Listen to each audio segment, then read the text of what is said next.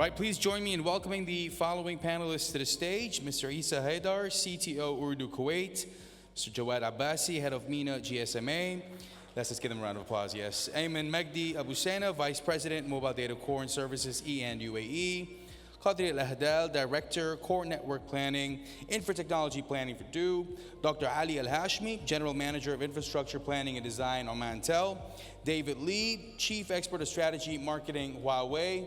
And of course, this panel will be moderated by Issam Eid, CMO, Telecom Review Group. Let's give them a round of applause, please. Mr. Issam, the floor is yours.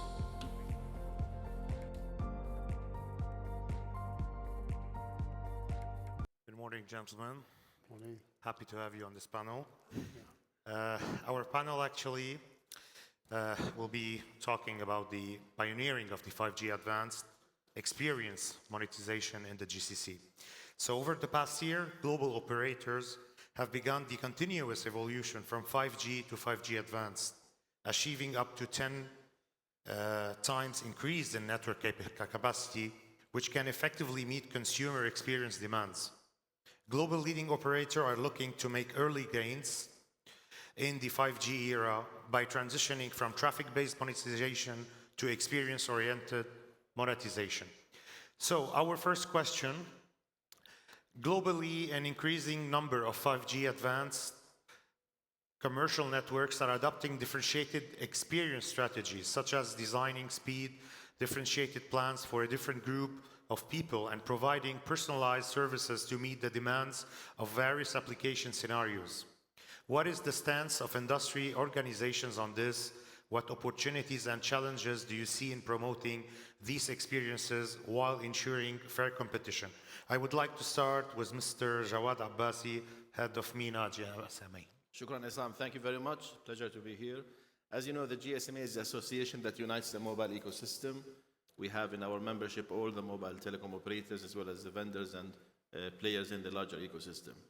We believe in competition, we believe in choice, and we believe that the advanced features of 5G allows operators to offer that choice to consumers. So the industry position is very straightforward.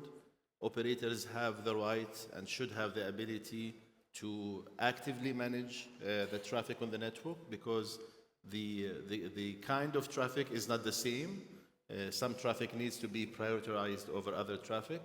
And of course, consumers have the choice. So we believe that operators need to be able to manage the network as the network demand and as the different aspects of consumer demand should be met. And therefore, we believe that artificially limiting how operators manage network and traffic on the 5G advanced and 4G networks is counterproductive for the health of the industry.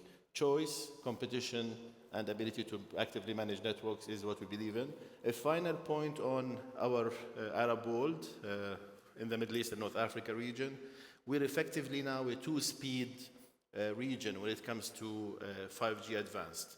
We have the GCC markets. They were the leaders in deploying 5G and 5G advanced and 5G standalone. They actually rank highest in the world when it comes to geographic coverage because of, except for Saudi Arabia, because of the small size of the countries. Moreover, our projections put by 2030, over 95% of users will be 5G users in the GCC markets. In the rest of the Arab world, especially the middle-income countries, we're projecting around 35% by 2030. And of course, the Arab world also encompasses technologically advanced high-income countries, middle-income countries, and least developed countries where they're even on a third speed when it comes to adoption and deployment. Some countries still have 4G and a patchy scale. So that's the industry position. Thank you. Thank you, Jawad. I would like to move to the second question, which will be actually answered by operators. So the second question, driven by the transformation of business models and new businesses innovations, operators are continuously updating their network infrastructure. How is the 5G advance progressing in the Middle East? and what opportunities and challenges do you see? I would like to start with Isa Haidar, CTO of Ooredoo Kuwait. Assalamu alaikum. Good afternoon, everyone. Interesting question. And I've seen today in one of the slides, I think one of the keynotes, it showed that in terms of 5G, 5GA or 5GSA, 3 from the GCC country are among the top when it comes to the deployment. If you look at the global benchmarks when it comes to the connectivity, if you look at the top 3 countries on those global benchmarks, you will see 3 GCC countries, and this is really a testament to this region. There is a national vision behind this. So in each of these countries, there is a national vision and a digital roadmap that is empowered by the operators of these regions. So there is a strong focus on the connectivity as an enabler for all the ambitions that these countries are having.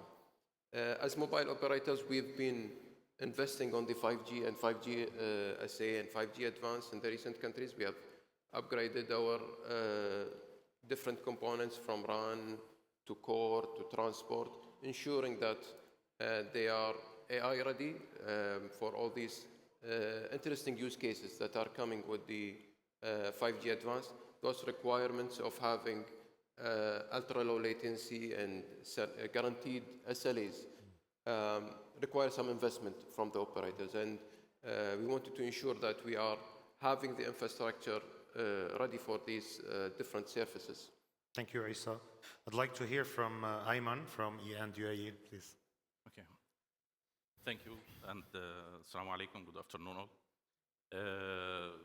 5G Advanced is not a separate milestone. It is just a milestone in a big journey. From EN point of view, we started the 5G service launch in 2018, and this year we announced about the commercial launch of the 5G Advanced under the slogan of 5.5G. So it is a journey, starting from how you will see your infrastructure, how you will evolve it to a cloud-native concept with such microservices which will support the low latency transactions and so on, building the orchestration system, how you will control your life cycle management of such workloads, then embedding the slicing concept to achieve the targets required in the different demand in the market. So it is a journey starting from how you are building your network, then how you are upgrading the capability year after year in alignment with the 3GPP available functions. 5G SA is supporting us with many capabilities which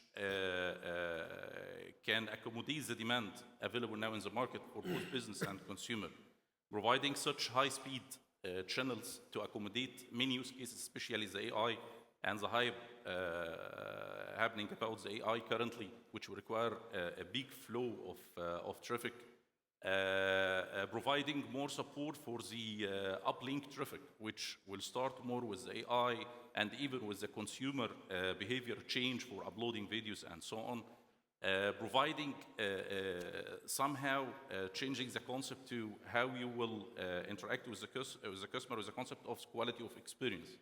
And I can tell you 2 examples happened this month. The service launch of the autonomous driving car in Abu Dhabi, in Yes Island, and also during the Formula 1 event, how we use the drones and the AI on the drones. All these services cannot be accommodated without the related readiness of the network to provide such quality of experience which can accommodate such use cases. So it is not just one step, it is a part of a journey trying to accommodate a demand in the market and at the same time trying to embed all the technology available tools in your ecosystem. Thank you, Ayman. I'd like to hear Kadri's opinion from Du, please. Building to my colleagues, so as mentioned by Ayman, that the journey started early, starting with the 5G, then NSA, then going with the SA standalone, and now we are going with the 5G Advanced. We already started working on rolling out the 5G advance and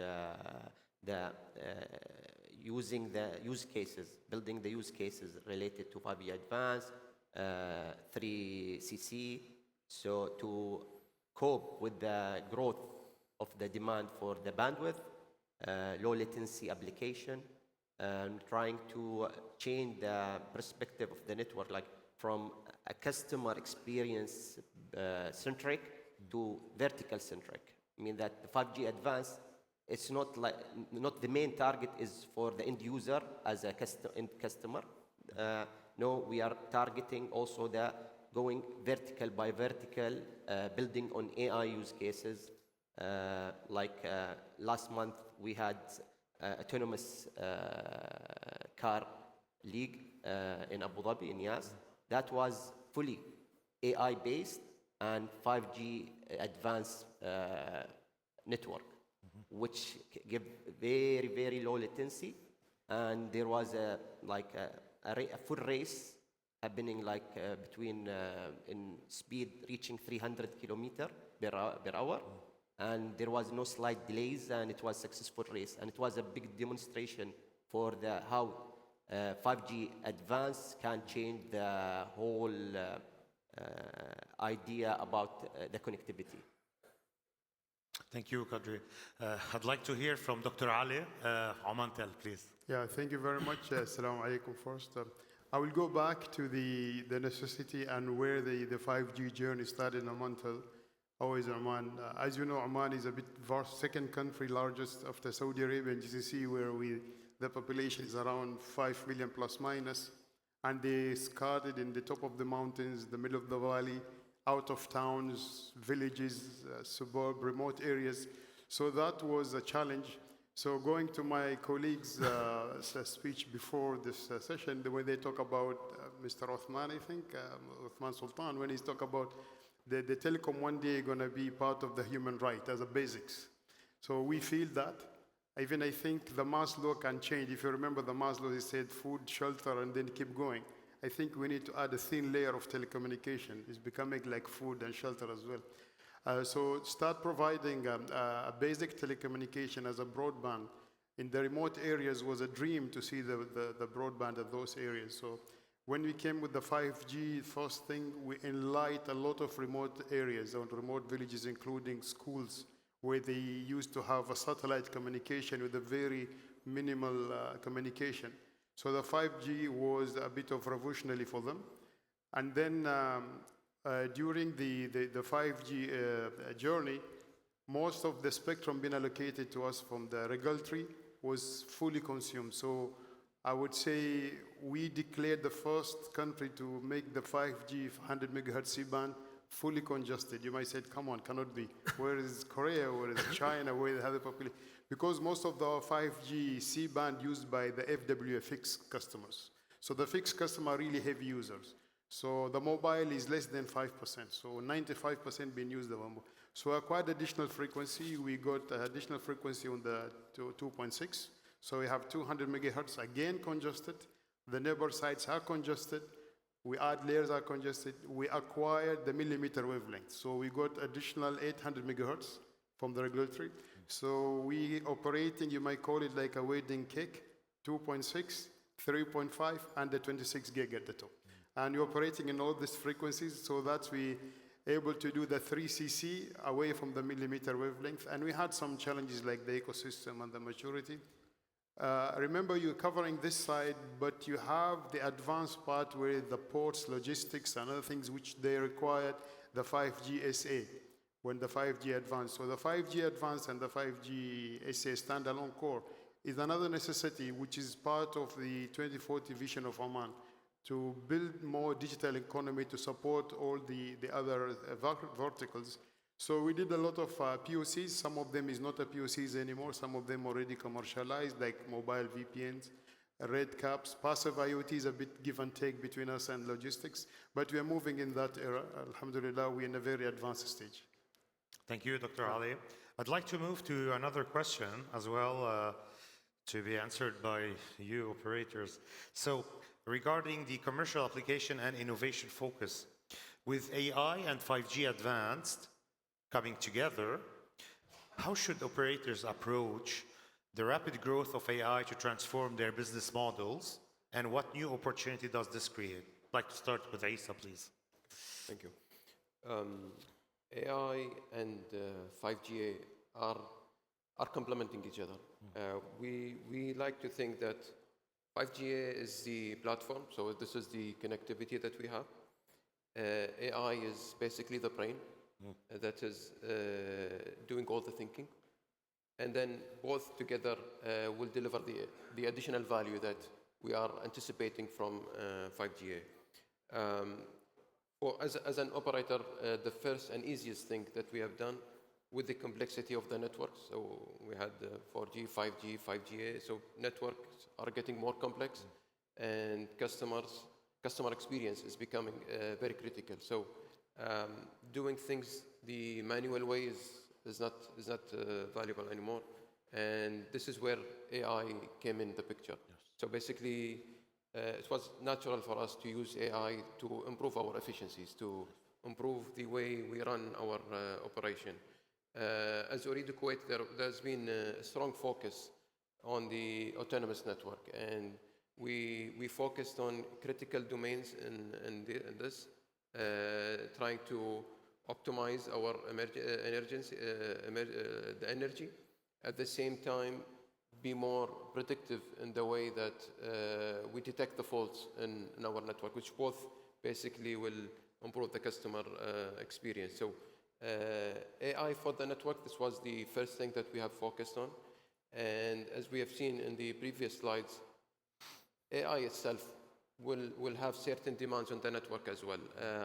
Latency, low latencies, guaranteed uplink throughputs are necessary when it comes to the AI as a service. And this is where the 5G is complementing the AI. So the 5G is basically delivering the infrastructure to ensure that we can deliver AI at the edge, at the same time collecting all this customer information and insights, processing in our AI data center, and then returning the outcome to the customer. So both are complementing each other. AI is at the core of the 5G and all these use cases that we are hoping to deliver. Thank you, Isa. Ayman, I'd like to hear your point of view as well. Okay. When we start talking about AI, we should see it from two angles. One is related to our promise to the market, to our customers, either business or consumer. AI now is embedded almost in all verticals, and there is a promise in all industries about how the AI will be affecting this industry in a different ways based on the nature of each industry. And it's even affecting our daily life as a consumer, how we are interacting with the search engines, how we are interacting with the new applications related to the AI. And here come our promise to this demand related to the low latency, related to the new technologies of embedding near edge and far edge to control such the demand of the traffic flow or of the latency, availing more the concept of the private networks to support the business verticals for accommodating such a huge processing and going through their journey of the automation of the different industries. This is part of the story. The other part of the story, how you will embed the AI inside your operation as an operator. And here, I believe we should have a little mindset shift. AI, we should look at it not as a normal automation. Automation is there, so it's about 15 or 20 years since the SON availability and so on. But AI is a different theory, and we should look at it from this point of view. Small analogy, when you are trying to think about the difference between the normal search engine, where start years before you just type something and you find a lot of information pop up in your face. And the nature of dealing with the AI engines like ChatGPT, yani ask the same question here and same question here, you'll find ChatGPT something like your smart friend who is sitting beside you and chatting with you in a smart way, yani giving you another way of thinking about the subject you are talking about, and maybe change your mindset about what you are thinking about. Going back to the network side, again, we should not think about it in a way of just automation. you should think about it of changing the way of operating the network in smart way. You are leveling up the level of intelligence in all domains in the network.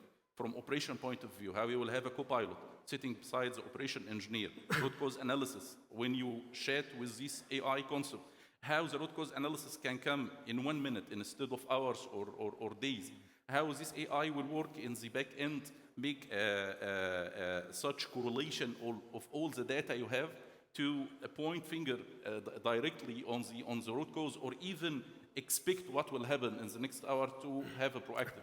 And of course, all of this will be converted to quality of experience you are giving to your customer. How this AI will support you in how you are securing your network, in how you are planning your network, and in how you are providing more intelligent products to your consumer and business customers, which is really hitting their demand by doing the right analysis. So it is somehow need a mind shift from just automation to changing a way of dealing with your network. And we should not see it as a competition to employees. No, it is cooperating with all the operation model of the network and provide a different level of thinking about how you're operating your network. Thank you, Ayman. Kadri. So implementing AI with the 5G advanced era, we have two aspects. One is the end user and how the demand growth, the growth in demand for the data, because the AI models need a lot of communication with backend servers. So this will change the behavior of the network. Like previously, that the download was high demand. Now also upload will have high demand. Then implementing 5G Advanced itself will help us in the latest releases like 18 or 19, even to control the bandwidth for upload like as per demand. Mean that when you are implementing, for example, 3CC, to have more bandwidth, you don't need to give the 3CC all the time for the customer. It's based on the demand of the application which customer use. Mean that if there is an ongoing channel with an AI model, and need demand, high demand for bandwidth upload, then this will be dynamically controlled by the AI built in the core network and the radio network. This is one of the aspects how AI will change how AI is interaction. Now, from the operator point of view, how the release 18 and 19 promising that AI native networks, which will help us to also to not only automate, add more predictive analysis, more cross domains analysis, which will help for sure ease the operation, improve the quality of service for the end users, and also you can concentrate. So if you are automating or applying AI on the network, then you can concentrate on more technological advance and to concentrate in how to uplift the network, introduce new services. Also, we are in an era that the security aspects are very critical, and introducing the AI to this layer is helping to secure the whole network and reduce that the manpower interaction. In this layer, you need like quick actions to detect anomalies, to block. So it is a journey.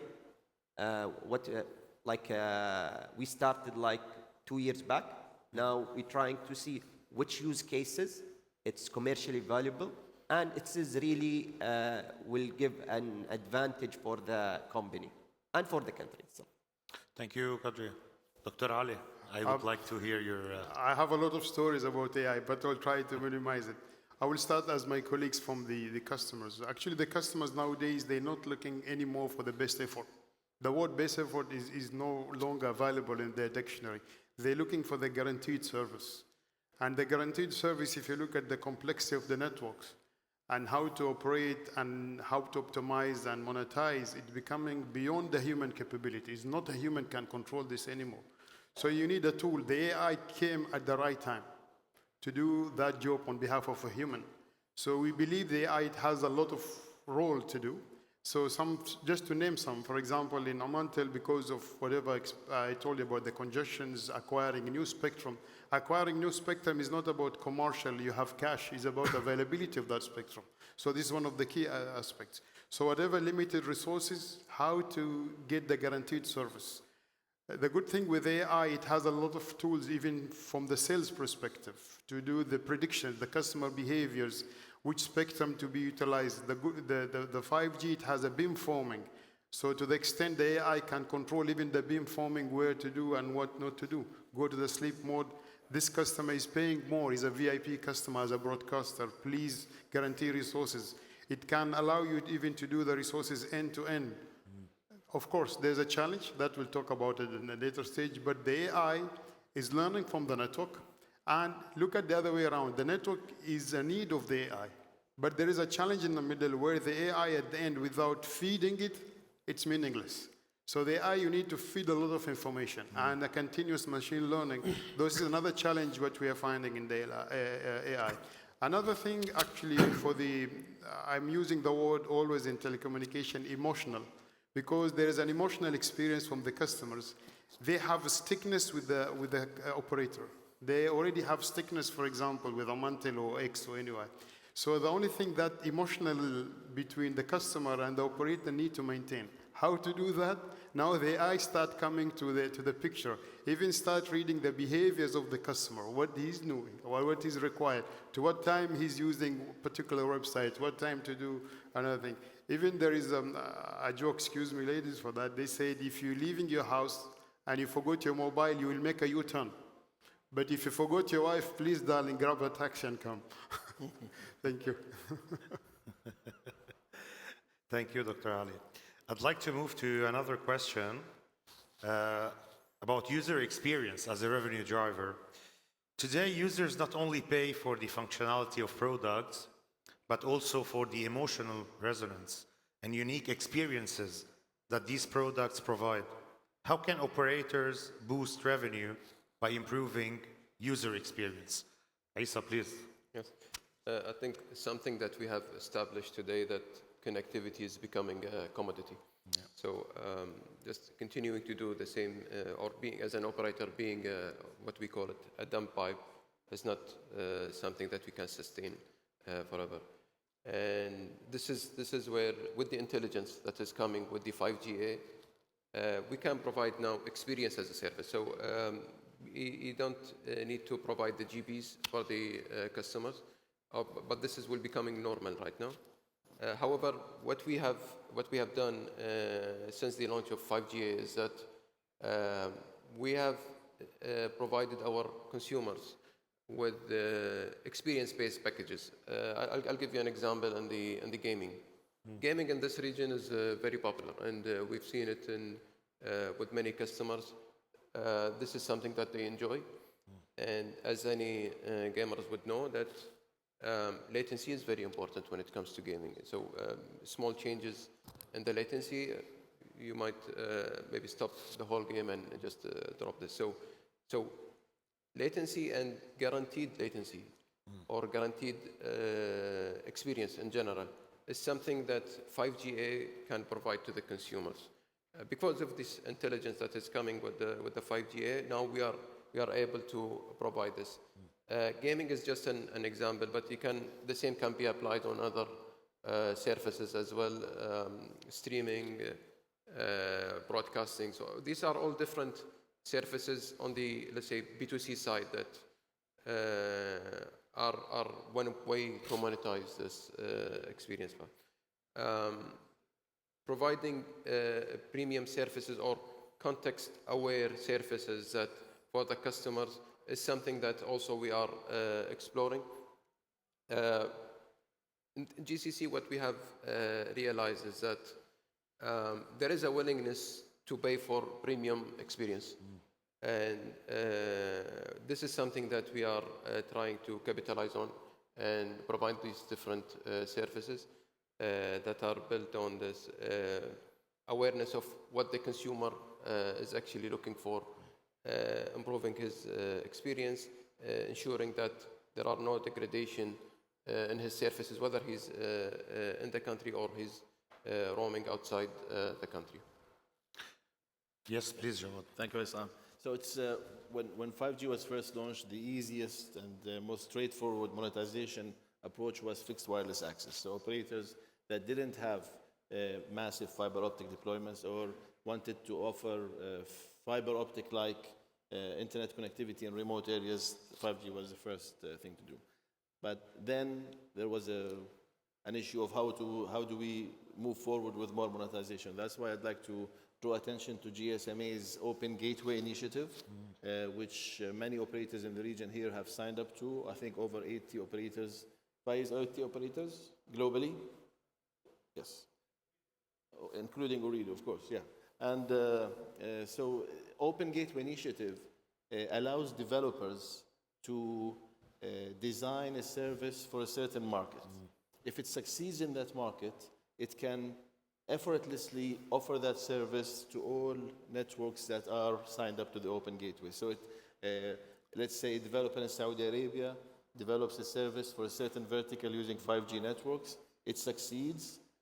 They can offer it in Brazil with very, very straightforward porting of the service because they're connected to the Open Gateway initiative. So that unleashes the capabilities of the network and the infrastructure of operators, and that we hope will drive monetization and services.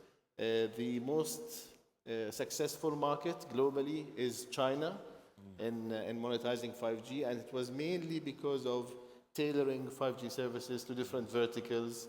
Because let's face it, for the regular user, social media, internet, and so on, an optimized 4G is as good as a 5G. So you really have to offer 5G to the verticals, 5G services, 5G-based services to the verticals to really unleash the potential of 5G networks. So Open Gateway GSMI, that's the key word I would like to underline. So China. Thank you, Jawad. Ayman, I'd like to hear as well your point of view on the user experience as a revenue driver. Yes, yes. Seeing the view from another part, I agree about the consumer concept and the gaming and so on mentioned by Mr. Isa. But also I see it from the business point of view also, because quality of experience is about building the trust. And if you have the trust from the customer, then you can start introducing more and more use cases. You are changing from just shared resources and best effort available service based on the number of users and the same cell and so on, to a trusted model with related quality of experience that you can somehow guarantee by new tools that I will tell you about available in the network. How can you use the slicing concept to provide a separate channel for this user, regardless of what's going on around him in the same cell? How can you start introducing NWDF as a concept of granting and continuously using the intelligence to monitor the customer experience and changing the conditions around this customer to avail the right quality of experience? By building this ecosystem with the right trust, then you can start introducing more and more use cases with different verticals. And I can go back to the same example I told you about the autonomous car in Yas Island. How can you trust that there will be autonomous car without the right ecosystem supporting it in the background? And this, by the way, what happened? What happened with the cooperation with this ecosystem and with EN to provide such stable environment to accommodate this industry? This is only one symbol. Think about the different verticals and how each vertical have a different pain, and how when they start trusting the network resources and the quality of experience you will get more revenue from operator point of view and more use cases and more availability for services from the customer point of view. Yes. Thank you, Ayman. Kadri. To monetize the experience, at least in the UAE, there is a little bit challenges because the experience already, it's a demand. It's a must from the regulator. So to monetize the experience, there is a lot of challenges, but we need to be innovative. Mean that introduction NWDAF, maybe to have some certain bundles We have a lot of events in UAE, in Dubai. Some of the users need like an upload for streaming and for broadcasting immediately the events. So we're thinking like, okay, this is one use case that the giving better experience will have an edge about the customer experience. Also, but the most important thing, without impacting the other users. That's the thing which always we need to balance. That when you go that, oh, I'll give you a better experience. Okay, what I'm paying for now. Why I will pay more for a better experience? Then we need to how to package it that for certain use cases, for certain application. Gaming is one of the use cases when you are outside and you want to play a game. Yeah, there is sometimes latency requirements, especially for online gaming. So we are in a lot of discussions between technical departments, between commercial. Regulation also is having a part because that touching the experience or giving like a wrong impression that, oh, if I improve the experience for one customer, I'm reducing the experience of the other customer, which we are trying to avoid. Mean that I want to give a superior experience for certain application without impacting anybody else using the network. Thank you, Kadri. Dr. Ali, I'd like to hear your perspective on this. All right, I would say I will put them in the triangle. I will put the customer experience and the investment required and the pricing. This is like, if you just tuning one, the other one will be effective. So we have to be very careful of this triangle. If you go to the customer experience specifically, and then from the segmentation perspective, what the governments look like.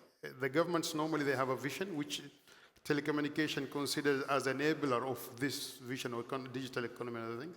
But if you look at the normal consumers, the awareness within individual becoming too high. For example, you'll get a small boy say, "Uncle, what is Omantel latency?" "Excuse me, what do you know about?" "No, my friend was playing online gamers with me, and he told me you better switch to another operator because of latency. So I'm asking you, what is Omantel latency?" See the awareness of a small school boy start talk about latency. That's a good thing. So meaning that operators or telecom providers or equipment provider, be careful of the new generation. They're demanding, they're fully aware, and they have something you never thought about. They're imaginary, they're visionary more than us. They have all the tools to read. They have AIs to do. So the customer experience and the customer demands becoming is not, as I agree with my friend, is not a buzzword, is like a mandate, but with the minimum cost. What the minimum cost, again, you're triggering very expensive investment. So how to deal with this equation is becoming a challenge. And I think most of these things, even part of this, an ecosystem is required to be reviewed, not only look at the telecom perspective or the content provider, they need to be part of this game. Without them, we're just becoming again a pipe seller. Without, again, if you remember, they said, I want to ride in a bus, but free. But without the bus, you cannot move as well. So I think the ecosystem needs to be reviewed. The content provider, they need to be aligned with us. Other than us, we all gonna die together. So better we survive together instead of dying together. Look at the government visions where they want logistics, ports and everything not to be automated, to be AI driven, so beyond the automation. So this is another thing which we need a collaboration between the telecom sector and the verticals like oil and gas. If you look at the GCC country, which is mainly driven by oil and gas, the oil and gas playing a big role, logistics, they're playing a big role. And then we need to have a bridge between teleco and those, for example, oil and gas, to build the solution for them, you need to understand the oil and gas production, being like a petroleum engineer, but you're a telecom engineer. In order to come up with solution, you have to understand the oil production, the oil flow, pressure, oh my God, so many things. But we are lack of this, the bridgers in the middle. They are lack globally. It's not a matter of boosting money or this, but we are lack of those capabilities in the middle. And I think we'll continue as a challenge till we collaborate together. Thank you. Thank you, Dr. Ali. I'd like to move to David Lee from Huawei. So I'd like to hear your point of view as vendor. How are devices makers in the Middle East supporting 3CC technology? And are there any new plan to expand 3CC adoption? Thank you. So when we talk about 5G-A, we think GCC and China, in fact, is leading in the world.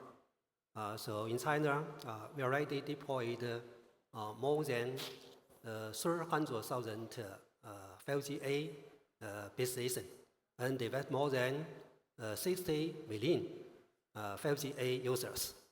So from the ecosystem perspective, in fact, we think it's mature. From the perspective of terminal, for the time being now, you have iPhone 17, you have Samsung S25. In China, we also have Mate series smartphones. They are all supporting 5G-A. So when we look forward, all the smart terminals, including the recap module and some CPE for FWA, in fact, will lay basic function of 5G-A to launch to the market. So I think from perspective of terminal, in fact, we have a consensus. We should support 5G-A as a basic function. Secondly, from the service perspective, in fact, we find interesting things. GCC is strong in FWA. 50% of the 5G-A use case, in fact, rely on home connectivity. It's a very suitable and very, how to say, very high level scenario in GCC. In China, the situation is totally different because we have deployed more than 4.7 million 5G base stations. We also developed more than 697 million fixed broadband network. So no need for FWA. So our scenario, in fact, focus on 2B. So 5G 2B, in past 5 years, we already launched more than 138 5G plus AI pilot projects in China.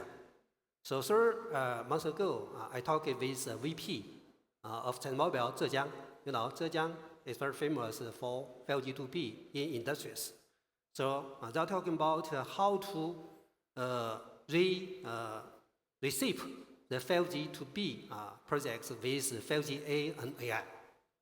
So because all of us think 5G-A and AI is best match for the next steps to enable all scenarios, 2C, 2B, and 2H. Because 5G-A expand its capability from perspective of downloads, uploads, latency, and availability, all of this. AI, in fact, next year will be a turning point. L3. So all the speakers talk about AI. In fact, next year will be a big opportunity for us because before this year, the AI in fact achieve level 2. Level 2 can only replace 20 to 30% of the works of legacy business. But level 3 isn't. Can replace more or less 30, 70, and 80% of the works. So it's a turning point to change the business model, to change the architecture of the ICT system. So next year is a big opportunity to match 5G AI together. So just now, our VP, Mr. Hou, gave the presentation on 3 architecture of 5G advanced. So we focus on the 5G to build the strongest infrastructure, integrating connectivity, 5G-A, computing, storage, and also the energy, all of this. So based on that, we should build a strong model platform, a data platform, and then we can enable the applications in the ecosystem. 5G-A will open, and AI will open the door of 2B, of the vertical industries, not just the 2C and 2H. So GCC is strong in 2H. China is strong in 2B. In the future, we will exchange the use cases together, and then we can help all our partner operators to grow in GCC and China. So in my opinion, for next step, we should break through the ceiling of growth. So the key is that we should transform intelligently in depth. The key, recently we talking about 4A architecture. The first is TA. TA means technical architecture, including connectivity, computing, as the core technologies. This is a basis for operators globally. So second is IAODA. That means information architecture and data technology is must. For the level 3 AI, data, know-how, and integration of the process management is a key to improve the accuracy of the AI. So the third layer is business architecture, BA. Service like video, like large model, all of these will be a basic for innovation of applications. And the upper layer will be application layer. Application is a key. I learn a lot from all the speakers here, because application is in fact is a value in fact of user, which can solve the problem, can deliver the experience for them finally, not just the connectivity, computing, data, and even the business. Its application can bring value for end user and bring value for us. So these two 4A architecture, in fact, we are stronger in TA. So we should build stronger architecture of IA, BA, and then we should cooperate with our partner in the ecosystem to boom the applications in AA. So this is the future we should focus. So recently, we are talking about this again with our partner leading operators globally. So in GCC, we think we have opportunity because we already have infrastructure stronger here. So further on, we can aggregate the open source large model and build a strong data application because we have data from operation, BSS, OSS, and management layer. So all of this together, we think we can build strong 4A architecture. Step by step, we can break through from 2C, 2B, and 2H the scenario and grow again. So for the time being in China, the 2C markets of 5G-A, in fact, profit very well. We already deploy 5G-A along range between Shenzhen, Guangzhou, and Hong Kong. So the uplink speed increased by 33%, plus 3 GPS on the range. So the privileged package bring increase of up by 20%. So the downlink, uplink, the downlink speed also increased. The latency decreased by 18%. That means the experience of both uplink application, downlink application, and the game, the low latency applications have all been optimized. So customer satisfaction achieved 94%. So it's highest for the time being. In GCC, I think more is the same. So besides the FWA, we also have very good experience for 2C in high density, high value scenarios. It's a good thing for the first stage. Second stage, we can go further again to open new doors of profitability. Thank you.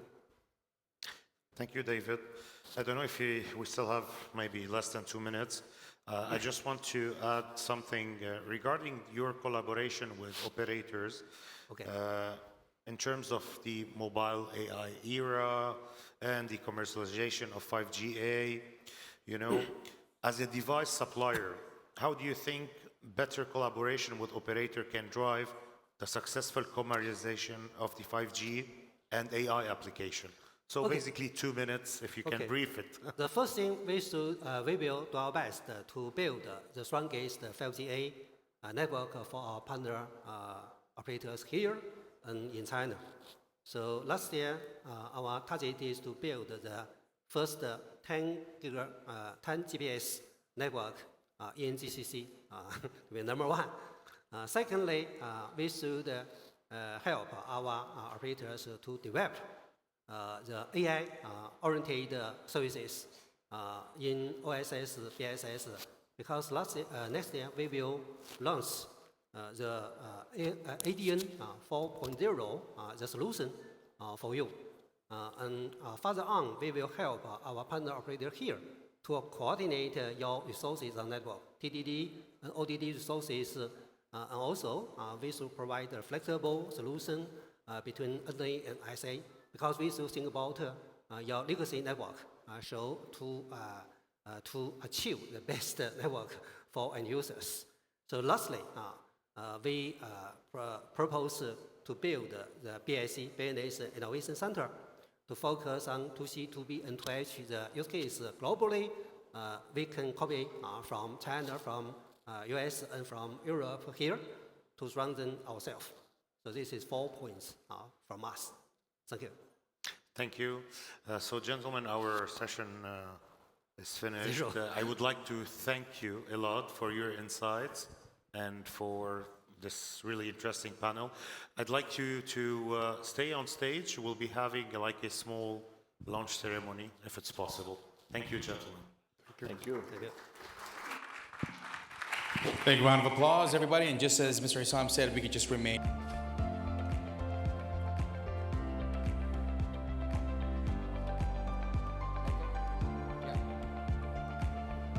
And head over for the beautiful lunch, if you guys remember last year as well. This is what we cannot wait for, but we will stick with the props for now.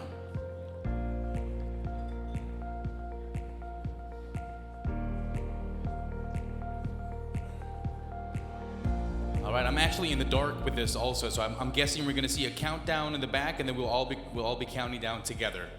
Correct me if I'm wrong, Miss Christine.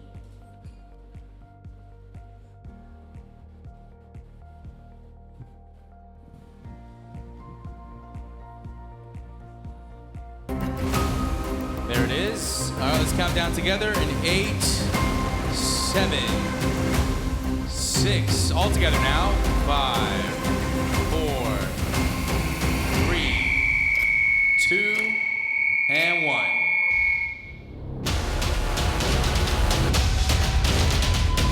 Big round of applause, ladies and gentlemen.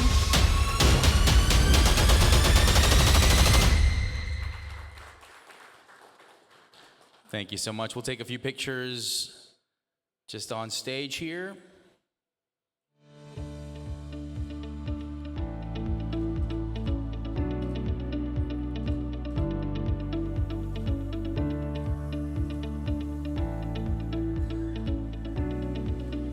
Got to get the landscape and, of course, the portrait. There you go. All right. Thank you so much, gentlemen. Thank you for laying the groundwork for 5G advanced monetization going forward.